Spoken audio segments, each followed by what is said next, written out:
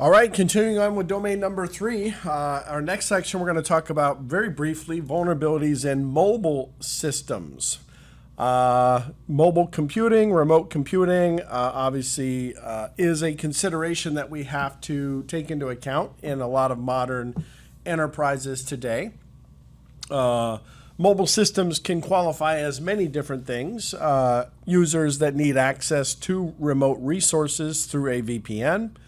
Virtual private networks come in many forms and flavors. We have traditional VPNs, which provide us site-to-site VPNs with the use of IPsec. We also have the ability to provide end-to-end VPNs through software-based or clientless-based VPNs through some sort of browser or SSL application. We understand the benefit of VPNs that allows us to tunnel connections, but now we are extending our networks beyond, or our resources beyond, the scope of the domain that we have control of, and that's the consideration that we have to take into account. We cannot ensure that remote and mobile devices are free from software and configuration vulnerabilities to propagate viruses and worms. So we have tended now to move to something that we call a zero trust model. That's a very, very common discussion in today's enterprises. Traditionally in the past, if you had a computer, a corporate resource, generally that corporate resource was going to be trusted inherently because it is a corporate resource. And we're not talking about BYOD or CYOD solutions. We're literally talking about corporate-owned resources that were assigned to individuals within the organization, whether they were physically at the site or not. So a zero-trust model assumes that nothing is trusted. It doesn't matter if it's a corporate-owned resource or if it is a personally owned device. We're not going to trust that device. When it attaches to our enterprise, we are going to profile that device to identify what type of a device it is. We're going to do a posture assessment to assess the current status of that device, what type of software it has on it. Does it have the latest and greatest software? Is it up to date? And if not, we may even go into a situation where we are actually doing some sort of remediation, right? We're forcing the device to go through some sort of remediation process to make sure that it does get the latest patches and the latest updates or whatever it might be that we're scanning for. Remote machines expose critical network assets to vulnerabilities. VPN-related breaches in 2008 at the Heartland payment systems where payment processing happened was a breach was facilitated, or a breach occurred in those payment systems actually through a VPN connection. Also, computing resources are not as centralized as they used to be. We have hybrid environments. We have cloud solutions that we're implementing. So the footprint of the resources that we are trying to protect is extended well beyond what we have normally within our enterprise. A SQL injection attack allowed hackers in this particular case to control systems inside Heartland, but not the transaction processing environment. We use that compromise of those internal systems to execute an elevation of privilege attack or privilege escalation attack to then further cause a breach in those in that system, that architecture. One of the things that we do, and we will see this as we go through the rest of our domains here, is we will discuss different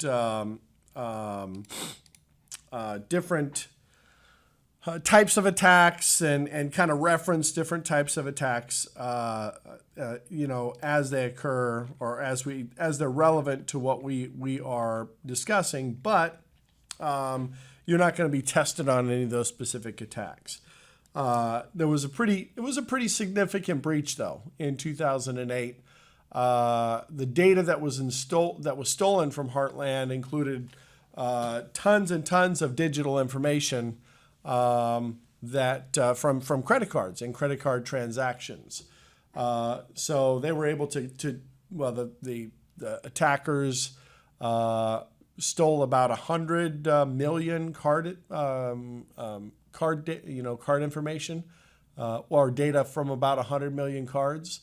And it affected over 650 different financial services companies that were using Heartland systems. The gentleman that actually perpetrated the attack was actually sentenced to 20 years in prison for that attack. Yes, the Russians were involved, and Russian hackers were sentenced as well. All right. Shortly after that, Heartland Systems then had to go through and identify that they had successfully validated their compliance with PCI DSS, and they were returned back to Visa's list of PCI DSS validated service providers. All right, that's just an example. There are many, many other examples of that, obviously all around the world. What are some of the risks that we see with endpoint devices? First of all, we need to understand, are these devices trusted endpoints? Who is on the other end, and what are their intentions? Not necessarily what are their operational intentions, but what is the purpose of that system? Why does it need connectivity to our enterprise? What does it need access to? How long does it need access for? Those are, when we talk about intentions, those are the kinds of things that we're considering. Where is the infrastructure located to control and manage that access? Where do we have our VPN concentrators? If we're using cloud-based solutions and hybrid-based solutions, where are those cloud-based solutions attached? How do we communicate to those cloud-based solutions, and so on? The reason we ask this is that because traditionally most VPN devices, devices that are going to provide remote connectivity into our enterprise, are typically going to reside on the trusted part of our network. They're not going to be in the DMZ or the demilitarized zone of our network. So as soon as somebody gains access to those resources or those systems, they're going to end up having access into the private side of our network. And then they can install malware and advanced persistent threats and so on. So we need to make sure that we have patch management solutions in place in the enterprise to identify vulnerabilities, and exploits. We're protected against specific types of exploits within the enterprise. But again, it goes beyond that, right? When we move to this approach of zero trust, which, like I said, a lot of organizations are moving to, we don't really have any specific slides discussing the zero trust model. But the zero trust security model, what we typically would call a perimeterless security model, is really the way that we are looking to design IT systems today. Not only for remote access or VPN access, but for, in general, just any type of IT system that we're implementing. The main concept behind the zero trust security model is never trust ever, no matter what, and always verify. That means that devices should not be trusted by default, even if they're connected to our internal network, like our corporate LAN, or even if they were previously verified. Every single time a device wants to access the network, every single time somebody attaches to the network or a device attaches to the network, we are going to make sure that we go through some sort of process of authentication. And oftentimes it even includes mutual authentication, which means that we're checking the identity of that system, the integrity of that system. what where are they attaching to the network? What types of applications or services do they get access to based on our confidence that the device is not only healthy, but is appropriately authenticated. Most modern corporate networks today consist of zoned environments, right? Interconnected zones. So we have, very, very trusted zones. We have zones that are responsible for, or what we call building blocks of our network, are responsible for things like e-commerce, our internet edge, our core, our data center, and so on. And now we're having to incorporate also cloud services and infrastructure. And as we're talking about here, connections to remote or mobile environments, non-conventional IT elements as well as a big consideration, like IoT devices and so on. So even though we're not specifically discussing the zero trust concept here, it is almost an extension of what we're discussing in this section here. We have some sort of policy that we're implementing that says, okay, if you want to gain access to network resources, we need to know what device you are, what user you are, what is the current status of your device, or what is the current status of the user. If there is some sort of deviation from what we would consider acceptable for access to network resources, do we provide a mechanism for remediation? And then eventually, once you gain access, how do we ensure that you're only getting access to the resources that you need access to? There is a concept, traditional concept actually, it's been around for quite some time, called network access control. And network access control is facilitated by various types of architectures and protocols and specifications, namely IEEE 802.1x. IEEE 802.1x is a specification for network-based access control, authentication, authorization, accounting, etc., that utilizes things like the extensible authentication protocol or some variation of extensible authentication protocols, some sort of assessment, and authorization and authentication piece.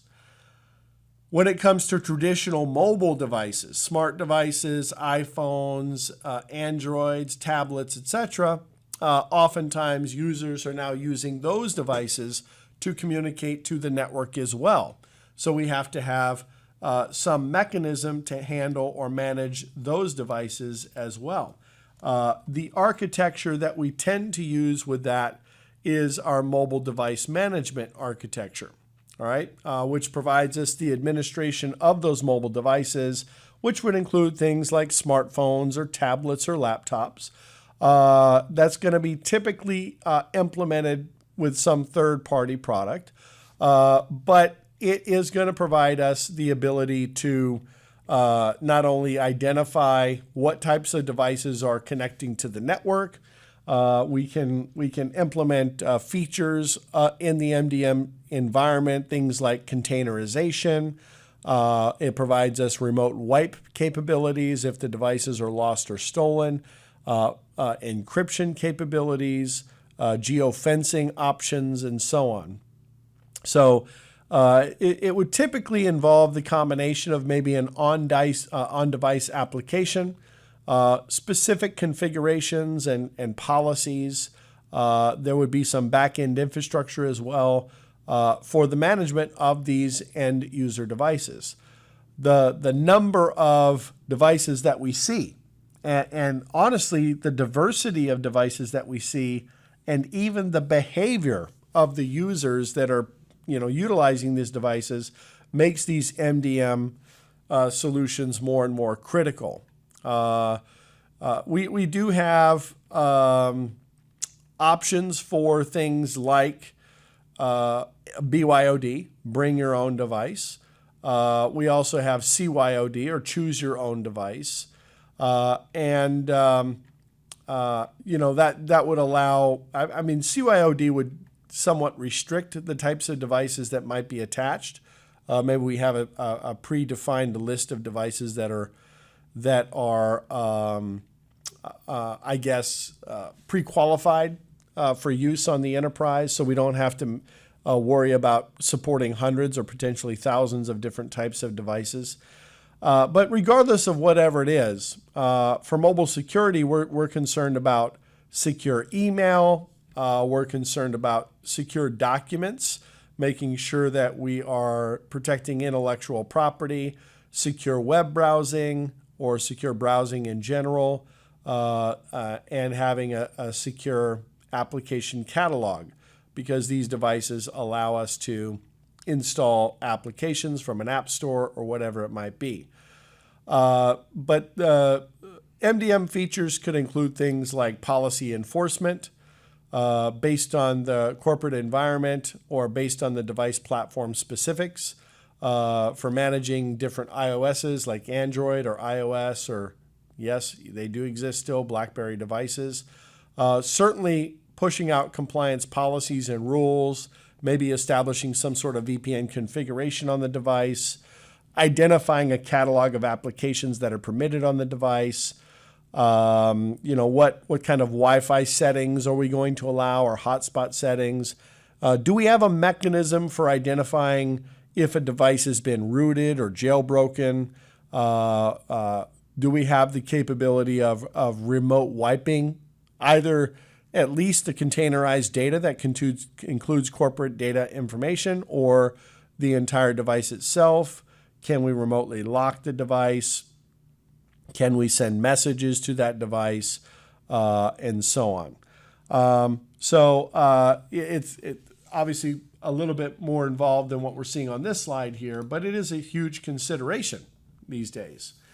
Mobile employees work from other locations pretty much the same way they do now when they're in the office. Even more so now with this pandemic, everybody's kind of working remotely. There's no protection of a corporate firewall or other security protection devices deployed to protect the LAN.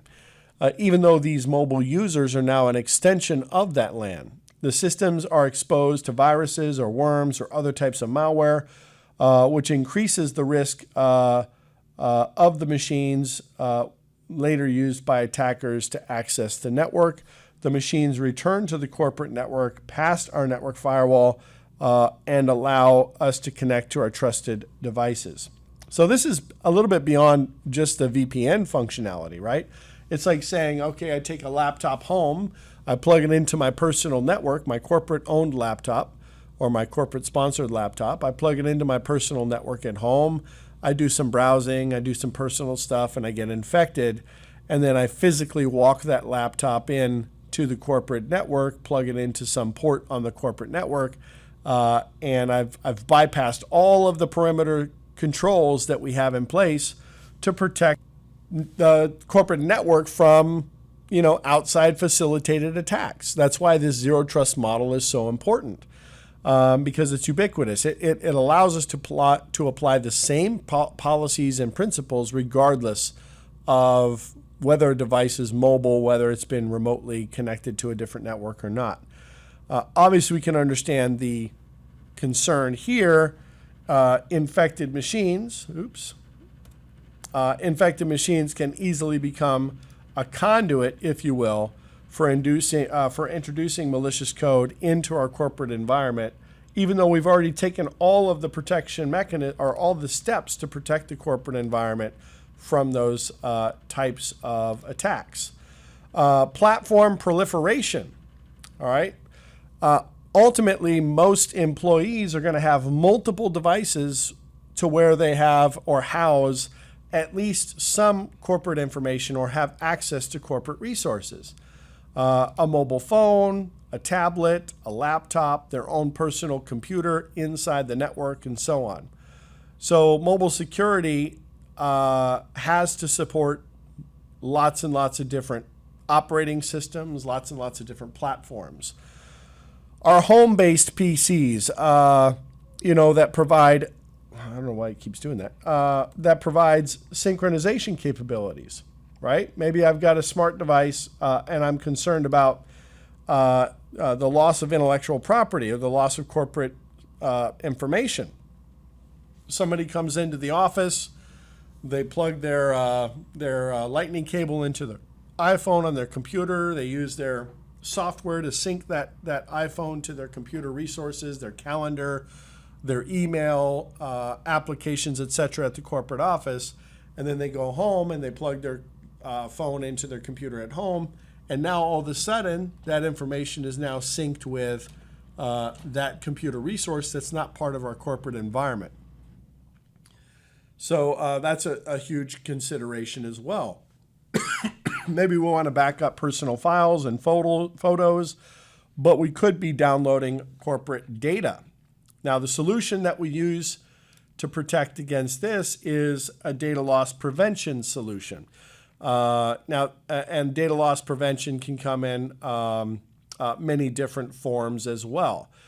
Data loss prevention or data leak or data loss protection deals specifically with data breaches, the data exfiltration transmissions, and it provides us the ability to monitor and detect and hopefully block sensitive data being moved from one point to the other, or being even used by endpoints that aren't authorized to use that data. The term data loss often is interchanged with data leak, but it's any incident that turns or that would result in either intellectual property or personally identifiable information or otherwise sensitive information from being removed from the environment that it is supposed to be contained within, right? Standard measures, we can put in firewalls, we can put in intrusion detection and prevention systems, antivirus. Those would typically guard against, outside attacks or inside attacks. And a firewall might prevent the access to from the outsiders to the internal network. Intrusion detection and prevention systems might thwart intrusion attempts, but they don't necessarily look for things like sensitive data and so on. So we have designated DLP systems to detect and prevent unauthorized attempts to copy or send sensitive data, whether it's intentional or not, by personnel who usually have authorized access to that information. But in order to do that, we have to be able to classify that information. We'll get into data classification a little bit later on.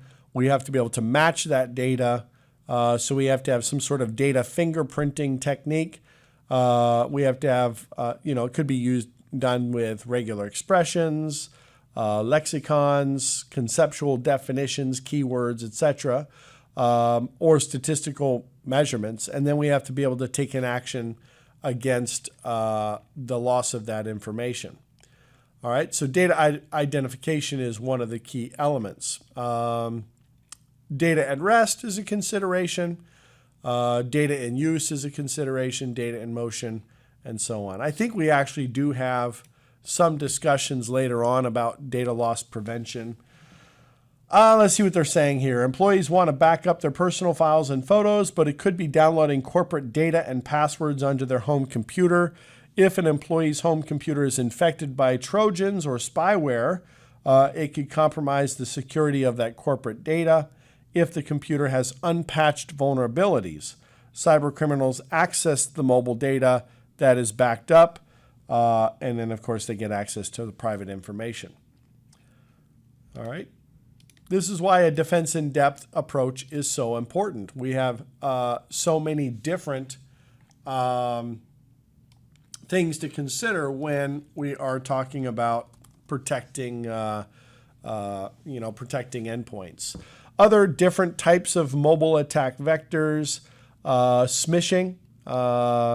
We talked about that previously. We use our text messages to deliver what we call the bait. So it might invite the user to click a link or call a particular number or contact an email address via the SMS message. And of course, all of these mobile devices are integrated with the applications.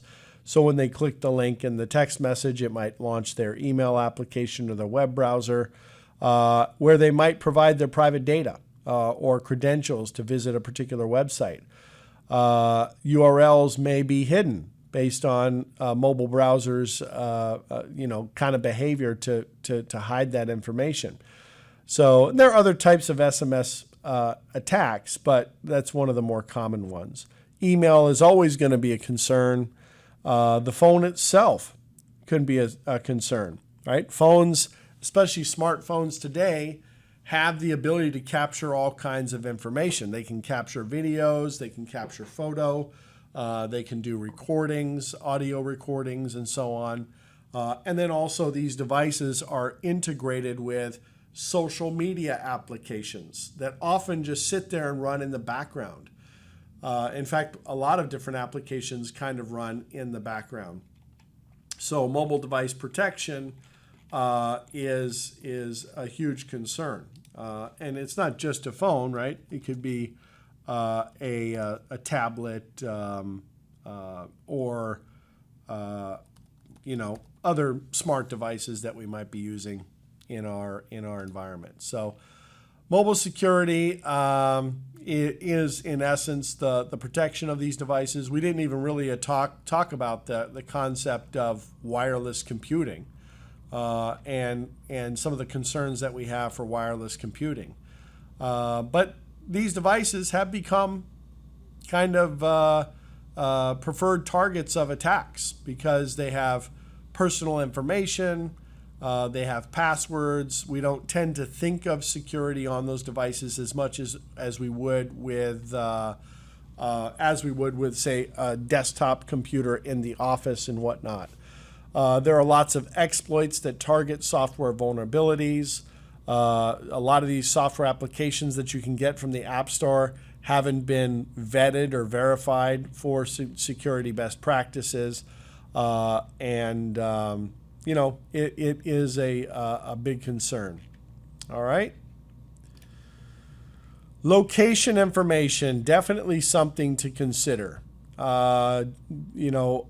Oftentimes when we're posting on social media or we're accessing applications or we're accessing resources on our smart device, there are these things called location services that are enabled on that device, which then allows people to identify context for a picture or context for a device. I think I've been meaning to look this up, but there was a story about a soldier that was using a Fitbit or something of that nature, and they were doing like a daily jog and posting that information on their social media.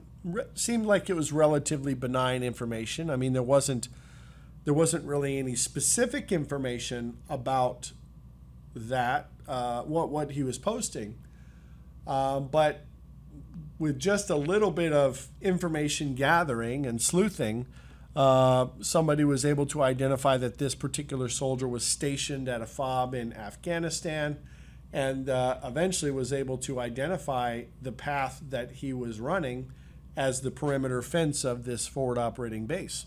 And so they were able to map out the perimeter of this military installation because of what was posted.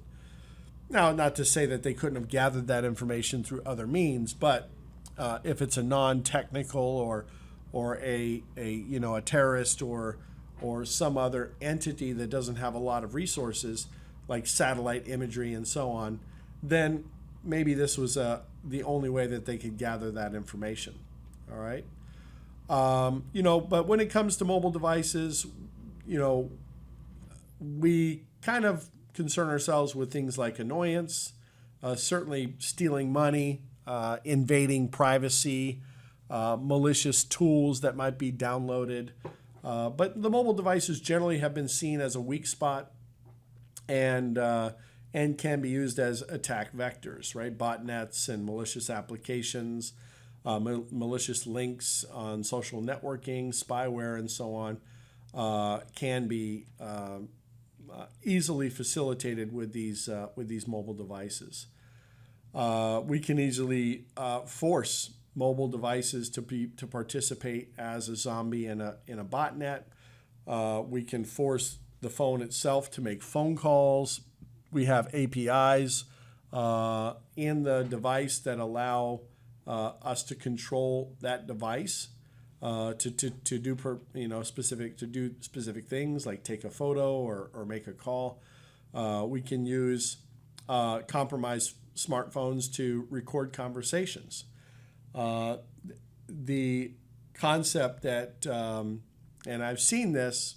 I've seen this. I'm not a conspiracy theorist by any means, but I have seen this where I will be talking to somebody on my phone about something that I haven't talked about for 6 months, or something that I've never mentioned or searched on my computer and whatnot.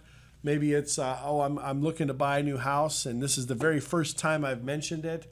And then the next thing I do, I go open up my Facebook, and I see advertisements for mortgage lenders, even though I hadn't ever searched on mortgage lenders and so on. So there's this general thought, I guess. I don't think it's completely crazy, but this general thought that these devices can listen, passively listen.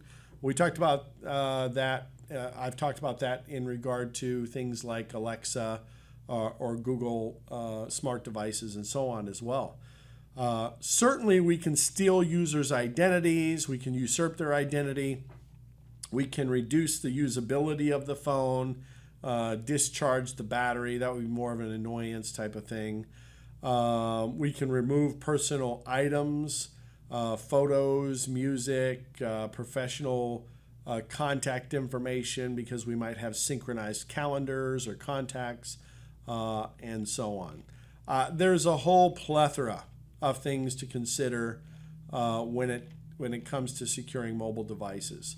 Blue snarfing and Bluetooth-based attacks, blue bugging and blue snarfing, attacks against the wireless component of that particular device, web browser attacks, and so on. Here they mention voice recording.